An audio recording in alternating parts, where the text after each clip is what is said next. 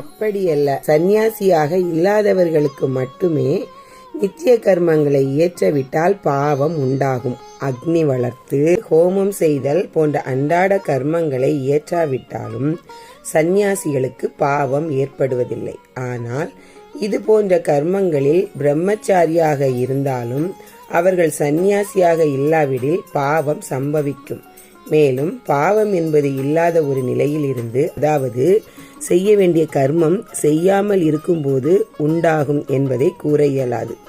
இதனையே சாந்தோக்கிய உபனிஷத் கதமசத சஜ்ஜா இல்லாத ஒன்றிலிருந்து எப்படி ஏதேனும் தோன்ற முடியும் என்பதன் மூலம் உணரலாம். வேதங்கள் நடக்க இயலாத ஒன்றை பற்றி கூறும் என்றால் நித்திய கர்மங்களை இயற்ற வேண்டும், இல்லையில் பாவம் விளையும். இப்படி கூறினால் வேதங்கள் தவறாக உபதேசிக்கின்றன என்பதாகிவிடும். காரணம், இப்படிப்பட்ட கர்மங்கள் செய்யப்பட்டாலும் செய்யாமல் விட்டாலும் துக்கமே அளிக்கவல்லவை என்றாகிவிடும். உதாரணமாக, கர்மம் இயற்றும் போது புகை முதலியவை மூலம் கண் எரிதல் போன்றவை துக்கமே.